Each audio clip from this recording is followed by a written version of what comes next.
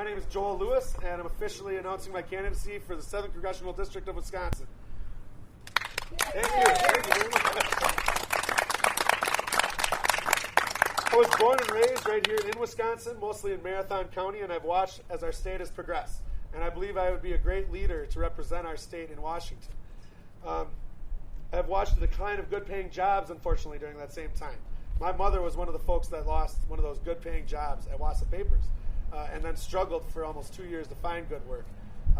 And then at the same time, over the last 40 years, you've seen those jobs be replaced by service industry jobs, jobs that are paying less than $9 an hour and often have no benefits.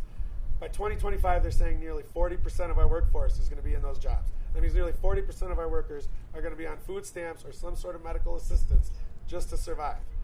In a free country, I don't think that's right, and I'm scared. I've watched in my lifetime the ability of being able to go out of high school and get a good-paying job to now you have to work 2 to 3 of those jobs or go into student loan debt and get a college degree that you might not ever even find a job in that field.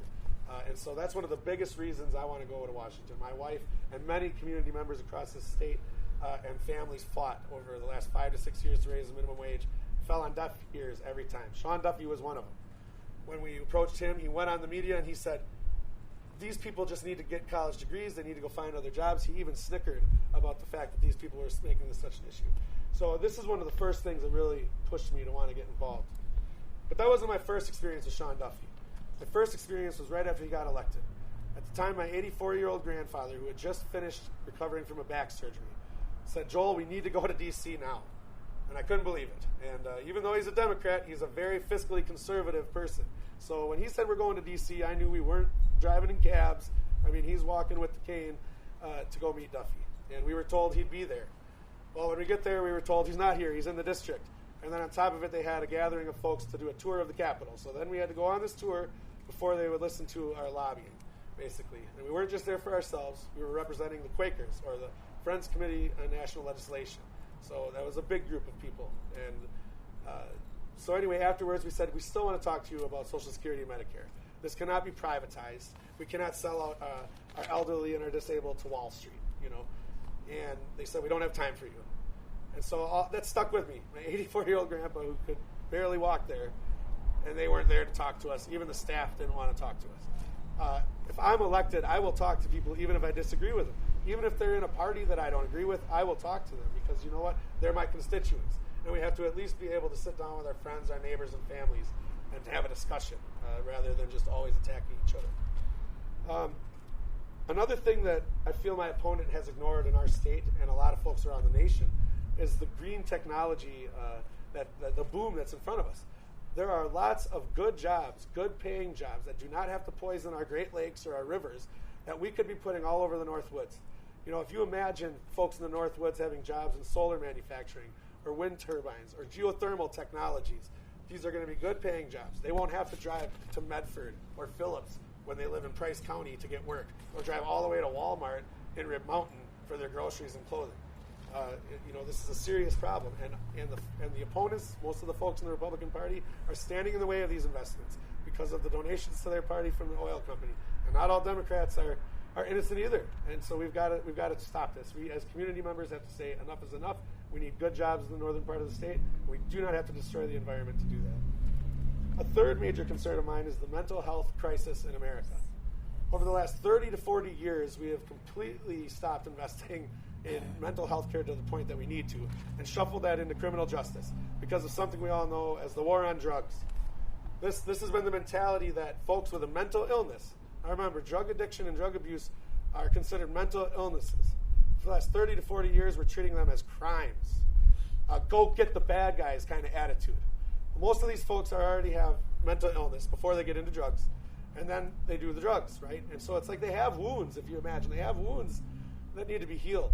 And then we come in with law enforcement, the people that are supposed to help, and kind of put salt in the wounds, pack them back up, and throw them back out on the street. And that's got to change. We have to use love and compassion and understanding in these situations.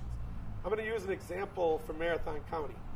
About 3 weeks ago, a young mother, single mother, apparently is very addicted to drugs and was involved in the drug trade. They didn't know that fully when they went in for a wellness check, but it was very quickly apparent. They went in for a wellness check. There's too many dogs. There were feces all over the house. As a father, I mean, it was a disgusting picture to imagine children living in. But my first question wasn't, how can we punish this woman? How can we take the kids away from this woman? My first thought was, how did she get to this point? How can we help her? So I go on WAOW, one of the news stations where I live, and all of the comments from people in the community, regular, average people, take her kids away. She needs to go to prison. This is the mentality that our leadership has created. 30 to 40 years of the war on drugs, saying that a mental illness is a crime. That's what we've created.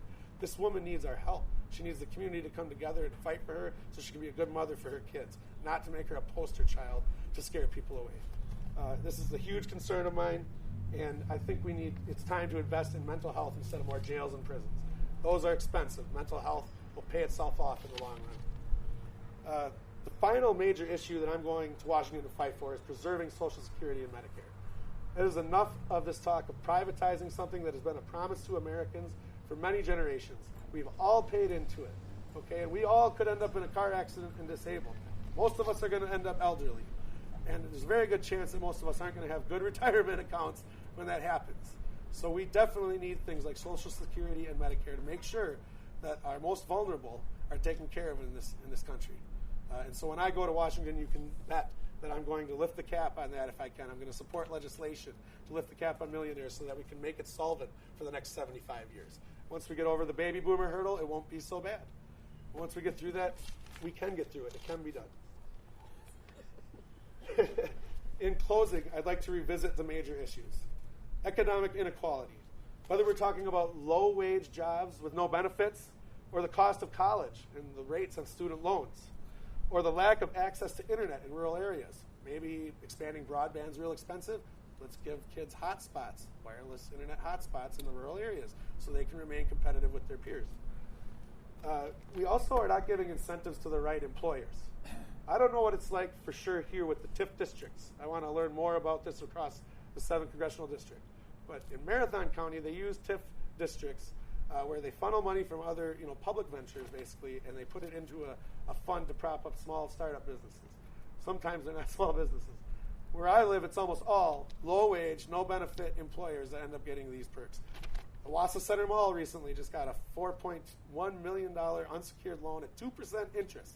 I have business owners all over Wausau saying, Joel, if I had that, I could pay people $15 an hour, no problem. I could give them the benefits.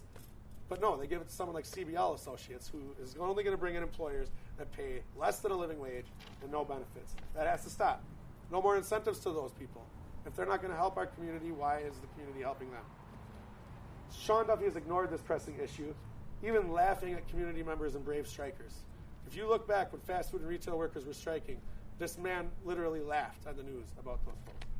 It's not easy for someone to get out and say, I can't pay my bills. No matter how hard I work, I can't pay my bills. And he laughs at them. I will not laugh at them. I will fight for them. And I won't forget that that's what I'm fighting for when I go to Washington. We also need to invest in identifying folks with mental illness, not only in the community before they run into law enforcement, but as they come into contact with law enforcement. Do they have a mental illness? Do they have a drug addiction? And then what kind of services can we provide them so that we are not picking them up 2 weeks later? I mean, it's kind of simple, but it's just changing our priorities, reinvesting in the right things. Unfortunately, I feel my opponent and many of those that support him are on the opposite side. They're getting money from private prison lobbyists, people who are making money off of the idea that if you keep your prison full, it's just like a hotel. It's profitable. That's what's going on. And mental illness has become something to profit off of rather than fix. And so we need to stop it. We need to invest in more treatment options and less prisons. And lastly, we need to make healthcare more affordable for all people. We certainly cannot sell out our most vulnerable to Wall Street. I will fight for seniors, I will fight for the disabled, and I will fight for folks that need access to affordable health care. These are American rights in my mind. They're not privileges, they are rights. We do need to cut spending. I'm not going to say that we don't have a debt problem in the country. And we need to find new sources of revenue. Property taxes have been frozen, all these other things, so that we can't raise taxes or get new revenue. We need to figure something out there. We need to find new sources of revenue at the same time cutting spending. But we don't have to cut spending at the expense of our seniors, our disabled, and our working class. That's the last place we need to cut spending. So if you send me to Washington, I will represent all of you and all of these issues I talked about, not the people in Washington with the checks. Thank you very much.